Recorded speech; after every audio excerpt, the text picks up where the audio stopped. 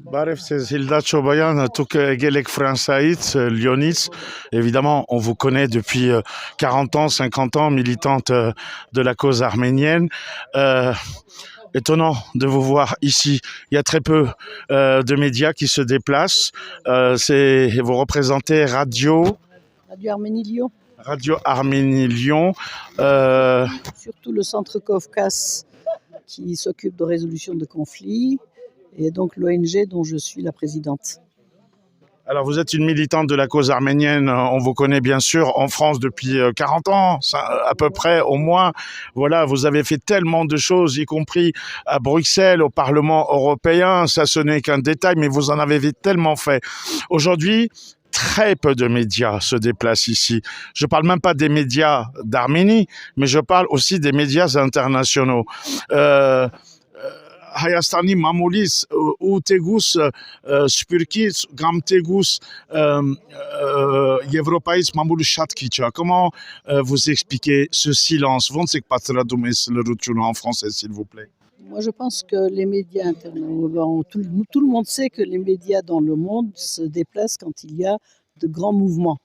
c'est-à-dire de grands événements, non pas dans le fond, mais dans la forme. Et avec beaucoup de morts, mais aussi avec beaucoup de présence, avec des manifestants, avec des centaines, des milliers de gens qui ne se déplacent pas, qui font le sit-in, etc. Ce n'est pas encore le cas ici, et j'espère que ceux qui résistent aujourd'hui sortiront un peu de leur petit cadre et pourront mobiliser du monde, beaucoup plus de monde, pour qu'il y ait un intérêt de la part des médias plus grands. Et les médias d'Arménie ne sont pas là aujourd'hui. Donc les médias d'Arménie n'étant pas là, comment voulez-vous que les médias dans le monde, des médias importants dans le monde puissent venir ici? Donc là, je pense qu'il y a un énorme travail à faire pour mobiliser déjà les médias d'Arménie. Եթե հարցում այն է, որ ինչու միջազգային լրատվամիջոցները այստեղ չեն, Հայաստանից էլ քիչ են գալիս։ Հայաստանի լրատվամիջոցները այստեղ չեն։ Ես այդպես կտեսնեմ, թերևս եկան կացին 1-2 լրատվամիջոց, բայց դակավին մեծ կորց կա անելիք, որովհետեւ այդտեղ հասնենք, միջազգային լրատվամիջոցներուն հասնենք, կգարձեմ, որ այս խնդիրը, որ շատ խորքային խնդիր է Հայաստանի էյության, լինելիության համար, կգարձեմ, որ շատ ավելի մեծ արձագանք պետք է գտնեն նախ Հայաստանի լրատվամիջոցներուն, հայկական լրատվամիջոցներուն մեջ, ոչ միայն Հայաստանի, թերևս Սփյուռքի նաև։ Այսօր վարչապետ Նիկոլ Փաշինյանը գտնվում է Բրուքսել, կարող է հայտարարի, որ Հայաստանը ուզում է մտնի Union Européenne, Եվրոպական միություն, ու կարող է էլ այդպեսի խոսակցություն կա ուզենա մտնի ՆԱՏՕ։ Ձեր գարձիկը դրա մասին։ Հիմա այդ շախմատի խաղի մեջ ոնց պիտի պատասխանի այդ խնդրանքին Ռուսաստանը ու ինչ ձեր գարձիկով Հայաստանը որտեղ պետք է գնա։ Հայաստանը պետք է իր դերը մնա Հայաստանի մեջ, իր պաշտպանությունը պետք է կազմակերպի եւ բազմապեվեր քաղաքականությամբ եւ բազմաշերտ քաղաքականությամբ Հայաստան պետք է իր շահերը, իր հիմնական լինելիության շահերը պետք է պաշտպանի, ոչ այս կողմ, ոչ այն կողմ երթալով, կամ ամեն կողմ միադեղ երթալով, որովհետեւ կարողանա այսօրվա աշխարհակաղակական շատ խախուտ եւ ժամանակավորապես հուսամ անգայուն վիճակի մեջ ինքն իր շահերը կարողանա պաշտպանել։ Այսօր ինձի համար բոլորովին երազային մեկ պատմություն է, որ Հայաստան Եվրոմիության մաս կարող է կազմել։ Հայաստան շատ հեռու է, թերևս 50, 60, 100 տարվա հեռավորության վրա գտնվի Եվրոմիության մաս կազմել է։ Եվ այդ երազը կգարձեմ, որ պետք չէ մարդիկ խաբե, որովհետեւ իրենց այսօրվա խնդիրները առանց լուծելու փորձեն ուրիշներու միջոցով կամ այս կամ այն գազագերբության կամ միջազգային գազագերբության միջոցով իրենց խնդիրները լուծել։ Եթե իրենք իրենց խնդիրները լուծելու ի վիճակի չեն Հայաստանի իշխանությունները, դուրսի ուժերը չէ որ պիտի լուծեն Հայաստանի խնդիրները։ Ու վերջի հարց, դուք եկել եք Ֆրանսիայից, ինչպես գիտենք Ֆրանսիան ընկերն է Հայաստանի վաղուց, էդի Էմանուել Մակրոն Ֆրանսիայի նախագահի սիրուն կայլերը, սիրուն խոսքերը շատ կնահատում են այստեղ, բայց բացի սիրուն խոսքերը ակտերը որտեղ են, երբ տեսնում ենք, որ նույն Ֆրանսան միլիարդներով զենք զնամետերք ուղարկում է Ուկրաինա,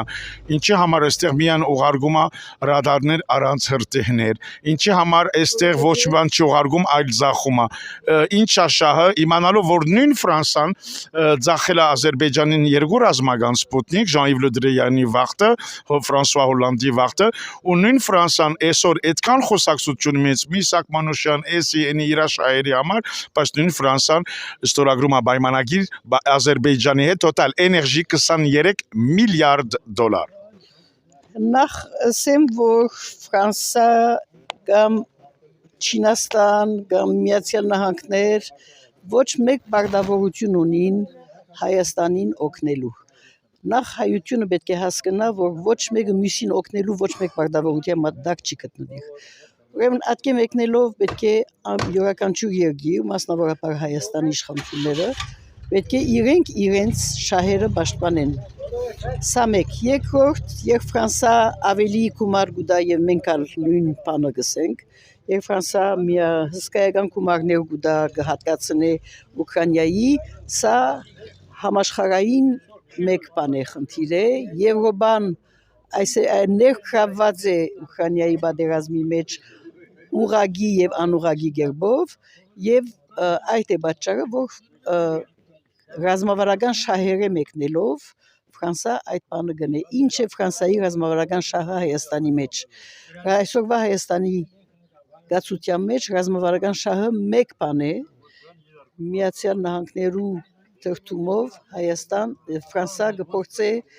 Հայաստանի տարածքեն ռուսական ուժերը ետ մղել։ Ուրեմն պետք չէ երազներով վար առաջնորդվել եւ պետք է գիտնալ, թե ով ինչ շահ ունի, ով ինչ ռազմավարական տնտեսական շահեր ունի այս տարածաշրջանի մեջ, որովհետեւ կա եւ այստեղ ռազմական, ապահովական, անվտանգային ոլորտի մեջ ներդրումներ ունելու, այսինքն պետք չէ խոսիլ Ֆրանսայի լավ խոսքերու եւ վատ խոսքերու, պետք է խոսիլ հայության, հայկական կողմի հավատալու կամ չհավատալու այդ խոսքերուն եւ հայկական կողմի որոշումին, թե ինչպես ինքն իր շահերը պիտի պաշտպանի։ Այդքան ոչ թե Ֆրանսան հանցավոր չէ, հայկական կողմն է պատասխանատուն այս խնդրի, ոչ թե Ֆրանսան, պետք չէ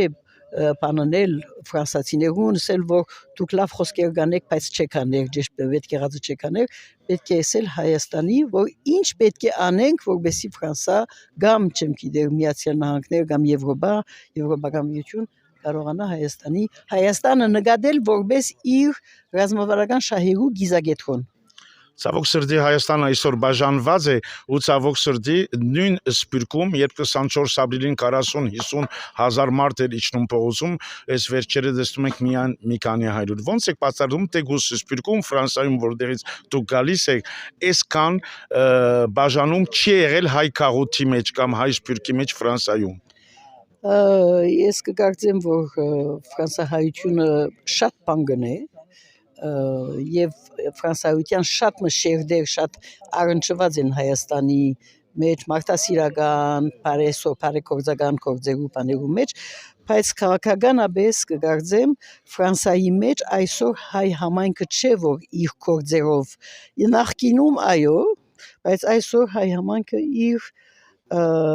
կորձունեությամբ չէ, որ Ֆրանսայի քաղաքականությունը գճշտե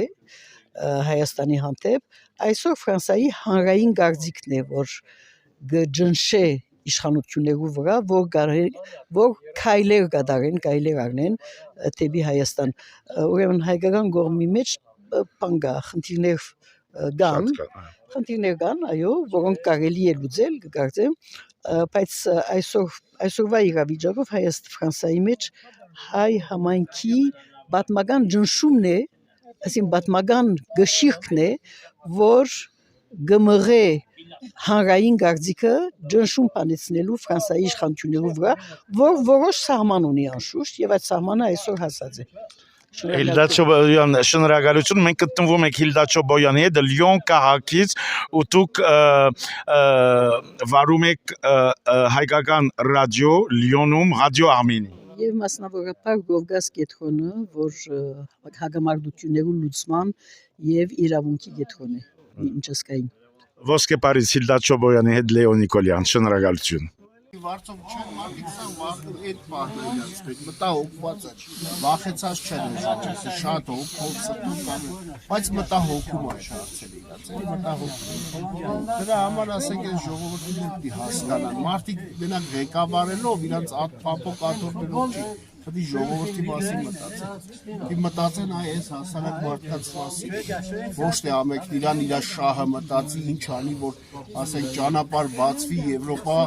ասենք գնան Եվրոպա առանց չեն մտածում, որ այդ ճանապարհ բացվելն է վնասի։ Մարդիկ թե գումարներ են տալիս ինչի ճանապարհներով որ վիզա խմեն, ով որ չունի չի տալի, մտածում են ահա առանց գումար կգնանք, չեն գա ու կդատարկվի երկիրը։ Այ մտահոգի չէ դա։ Տականորեն այնց մեխանիզմ են սարքում, որ երկիրը կարողան դատարկեն մարդկանց հուսահատության մեջ են պահում, ներվերի վրա են ազդում, այս ժողովուրդը այն կարգի արդեն շատ են բան արած, էմոցիաներով կարող է պայտակ ուրիշ ձև արտահայտվեն, որովհետև արդեն ներվերը չի երիքում մարդկանց։ Մարդ են, ռոբոտ չեն, այսքան ասենք այս ամեն ինչի մեջ, այսքան մարդ միանգամից այս գյուղը երբեք այսքան ժամանակ իր երևի այս պատմության մեջ այս գյուղը այդքան մարդ չէր եկել գնաց, էլի։ Ես տենց եմ մտածում, որովհետև ասենք եկել են, ասենք գնում են, ճիշտ է, լավ է, որ ժուրնալիստներ են գալի գնում, այդ ամեն ինչը մարդիկ իմանում են, տեղեկացվում են, որ ստեղ բան կա, այդ շատ լավ բան է, բայց մարդիկ ինչ որտեղ որ կտեսնեք ակտիվությունը կտեսնեք այսքան հետո գյուղ կայնի գերան կկոտրի այսօր հենց այդ է գյուղը կայնում է որ գերանը կոտրի իսկ այն պահը որ ասենք ղեկավարը չեմ էլ ուզում անունով ասեմ բան որովհետև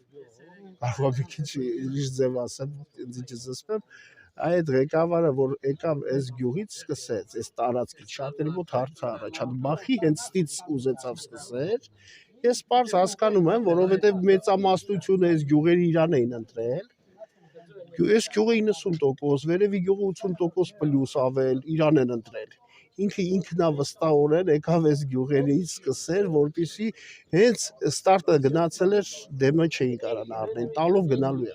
ինքը ոչ թե տալ վերցել, փոխանակել, բերել սահմանը ուղղել, այտենց չի բացադրելուց իր ելույթներից, իր ներկայությունից ինքը ասում կտանք, բայց երաշխիք չկա, կարա նորից պատերազմ, որ դու չես վստահ չես քո ուժերի վրա, ինչ ես եկել տալուց խոսում։ Երբ որ վստահաբար ասեր ես պատասխան եմ տալիս, ոչ մեկ ձեզ չի կարա նեղացնի, այ այդ վաղ կարող է ինչ որտեղ մարդիկ հասկանան, չէ՞ որ էսի սենց կանեն կամ ճանապարհը որ փակում են, չեն մտածում, որ գցում են շրջափակման մեջ ամբողջ Հայաստանին, ամբողջ Հայաստան գազատարը այս կողմով ասում, ամեն տան Ադրբեջան ձեր, ասենք վերցրում է օրել տրակցնում է, վերականգնելու ժամանակ վինտիլը կդնի, ոնց որ Արցախում արեց, ու նույն պատմությունը ուզում է կրկնվի էլի սենց Պրաստում են, բերում են դրան բանը, այդ է խնդրը։ Շատ ֆուտբոլ դրամաշ, անջատ դեպքում է վերստացի բրատ